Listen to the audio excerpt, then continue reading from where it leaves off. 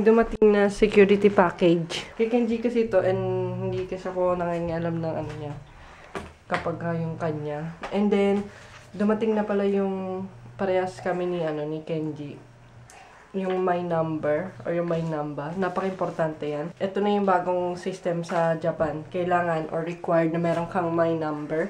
Tapos meron na din si Yuichi, kahit baby pa lang siya.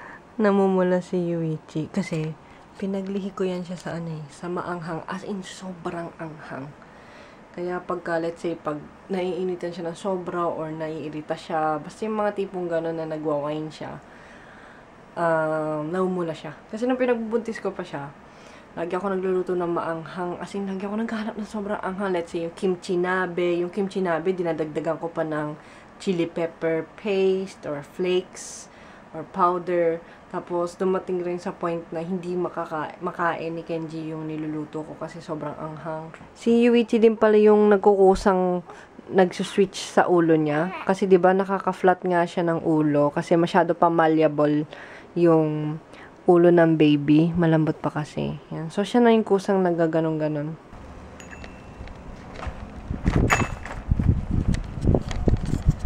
Pupunta ko ngayon sa my convenience store.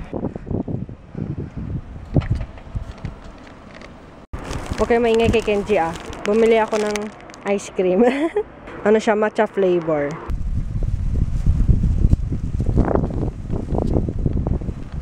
Ang maganda rin kasi sa ice cream dito sa Japan, hindi lahat matamis. And favorite ko yung matcha flavor kasi hindi siya ganun katamis. Actually, hindi talaga siya matamis. Bumili pala ako nito, yung tsubupi. And aside from kakinotane, for sure, nakita niyo naman yun, di ba? Kung nanonood ka ng vlogs ko. And, ito, pag walang kakinotane, ito yung binibili ko or binibili namin. Or minsan, yung parehas. Bumili din pala ako nito, yung assorted na peanuts ball. And meron din siyang kasamang almond. Tapos, ito. Alam niyo yung kakinotane, di ba? Yung kulay brown. Ito, coated with chocolate. Natutulog na si Yuichi. And, paghugas na ako, nakagawa na ako lahat-lahat kasi pag natulog lang siya, pag natulog siya, tsaka ako nakakapaggawa ng mga gawaing bahay. Panakaw. Yes. Right now, I'm drinking tea. Tapos dumating na pala yung mga bills. Tubig, gas, yung kuryente wala pa. Ano pa yun middle of the month pa yung dating ng bill.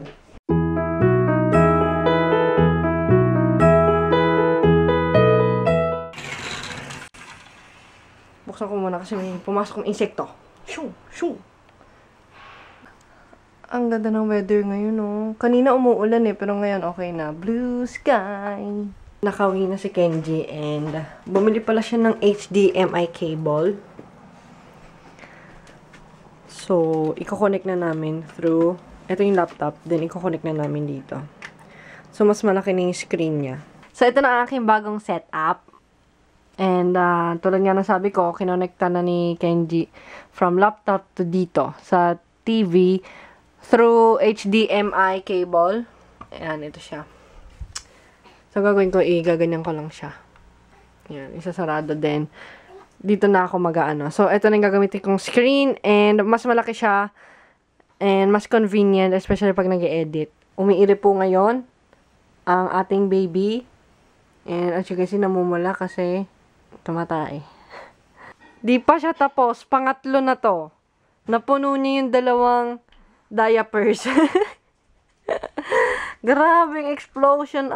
Tapos, yung, tawag dito, buti nga hindi ako natamaan sa mukha kasi focus pa man din ako sa paggaganyan, no? Sa pagpupunas. Tapos, nag-fountain yung ihi. Gumanon talaga ako.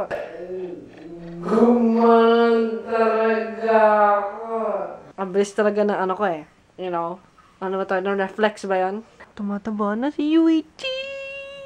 Ayun na, nagiging longganisan. Tumataba. Ang laki na nyo. Wala pa siyang 2 months, pero ganyan na siya kalaki. Ang inisip ko nga, baka pagalitan ako sa Hoken Center.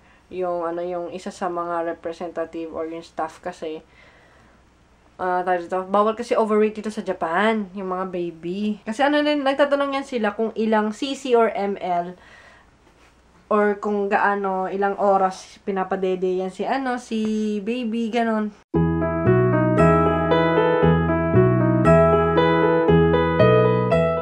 Papaarawan namin si Richie.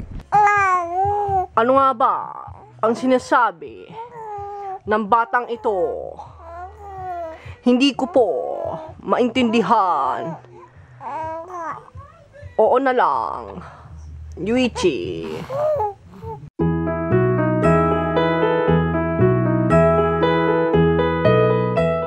It's already 5:37 in the morning. And magluluto na ako ng agahan or breakfast ni Kenji kasi pang umaga siya ngayon. Ito yung lulutuin ko, yung karage tsaka yung itlog kasi isa-scramble ko to kasi yan. Request niya yun. By the way, nilipat na pala namin dyan yung Dell na isang, what do you call it? Desktop. Tapos, andito naman sa kabila yung laptop, then yung kinonek sa, sa TV or LCD.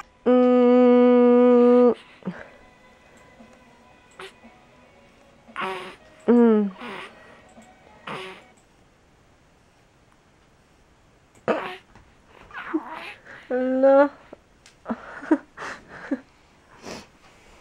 Namumula yung mukha.